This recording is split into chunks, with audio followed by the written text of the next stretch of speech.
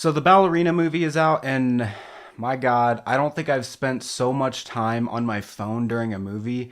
You know it's bad when I'm aggressively fucking shifting in my seat because it's like my brain is telling me it's time to go to bed. I thought there'd be more to break down about this movie, but while there are important things to address about it, it really doesn't feel like there's that much to say about it. The movie is centered around a girl named Eve who witnesses the murder of her father right in front of her at the hands of this cult of assassins. She's adopted by the Roma, which is a crime organization made up of assassins trained in ballet, and when she finds a lead on the cult who killed her father, she goes rogue and tracks down the men responsible. The movie just kind of doesn't fulfill any of the things that it sets out to accomplish other than just trying so desperately to be more like its predecessors when it really doesn't need to. The narrative genre is unclear and easy for the audience to miss. There's no consistency in the pacing, which just leaves Eve's character undeveloped as a protagonist.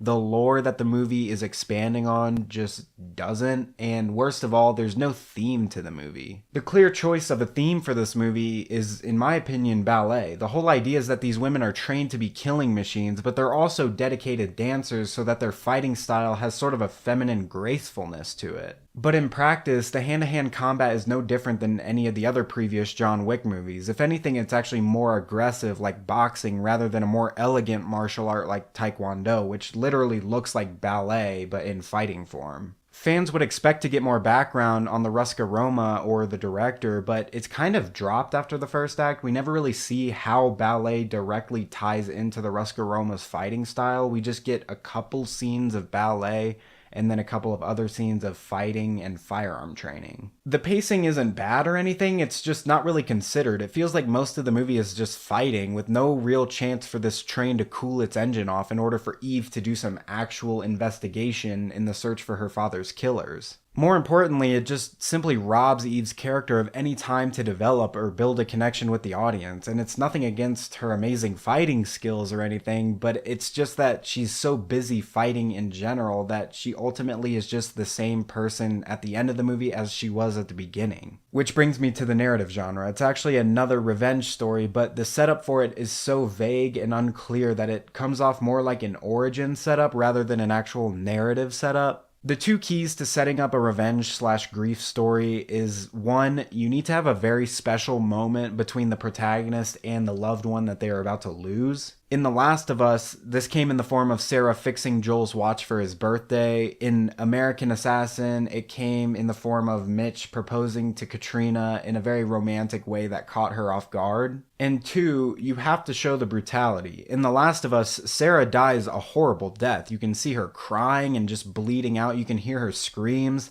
In American Assassin, Katrina is executed right in front of Mitch, and you can just see her lifeless face. It's all very brutal. Ballerina only checks one of these boxes, that being the brutality, but at the same time, it wasn't brutal enough for me to remember the details of her father's death. On the other hand, even her father never had that special moment beyond just him giving her a hard time in a playful way, which just leaves the audience not really caring about her father when he dies, and thus the objective of the story isn't exactly worth any emotional investment. There was even a plot twist later on that I didn't realize was a plot twist because it was so vaguely foreshadowed during the setup. All of this just kind of reminded me of the movie The Amateur, which came out just a couple of months ago, but with a way less clear goal in mind and all the wrong priorities set. A lot of the other problems I have with this movie aren't exactly new to the John Wick franchise. These movies are just generally a bit melodramatic with rich dialogue that's just barely organic enough to push the limits of the audience's immersion. The CGI is above average most of the time, but there's always those little moments that you can easily tell when the visual effects team spent less time. Then, of course, there's the elephant in the room, which is the whole female empowerment aspect, but you'd actually be surprised to hear me report that they don't lean into it as much as you'd think just based on the trailers and marketing and everything. It felt more like the writers were just checking boxes instead of actually pushing an agenda like the rest of Hollywood, where the only outcome is men getting dominated by women and men are never allowed to hurt women in any significant way, even if the woman is the villain of the story. Up until the mid 2010s, the whole girl boss trope wasn't as sour because it was never so abundant in its messaging or contrived in pursuit of an agenda that really didn't need to be explored because the media was already doing it.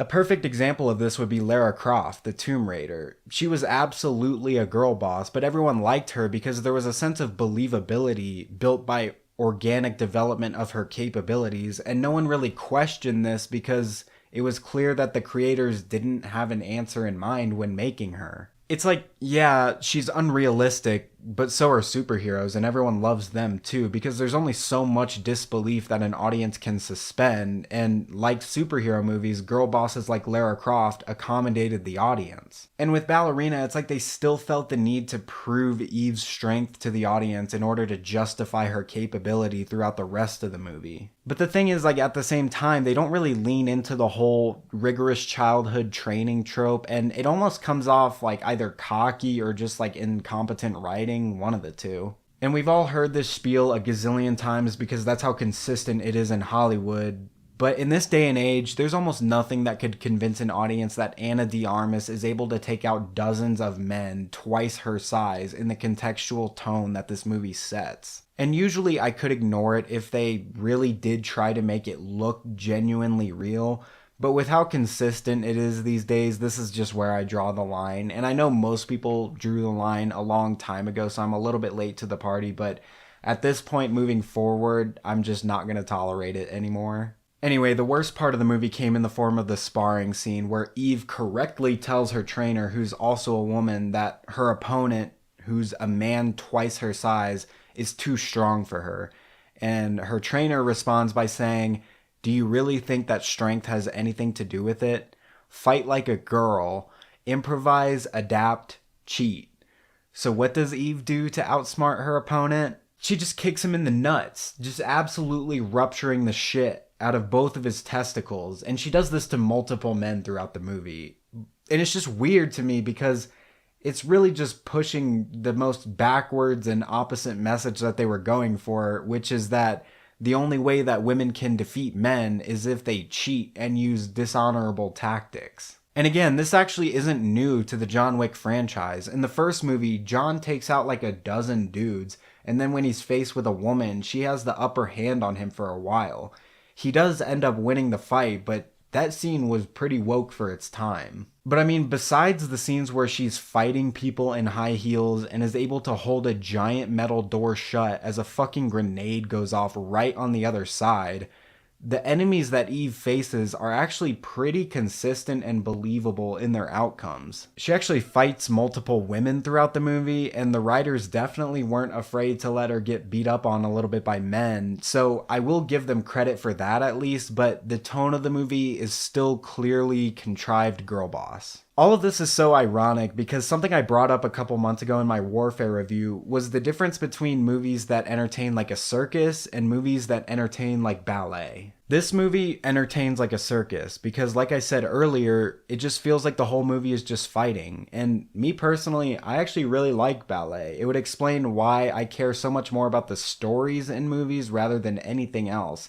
I mean, ballet is the art of telling a story solely through dance and music, and this movie doesn't resemble anything like that. But anyways, that was the movie Ballerina. For my final verdict, I'm going to be ruling against this movie at 43%.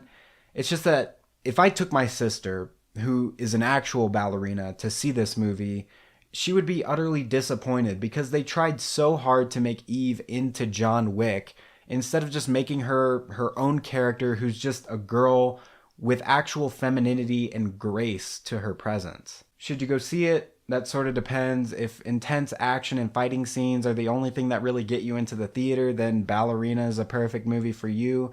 But if you want something more than just a very simplistic revenge story with an actual genuine protagonist that has a character arc, then maybe find something else to watch. Anyways, that's all I got for today. If you enjoyed my review, please consider dropping a like.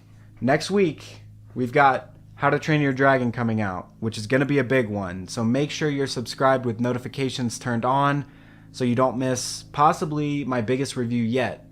But that's all for this case. This court is adjourned.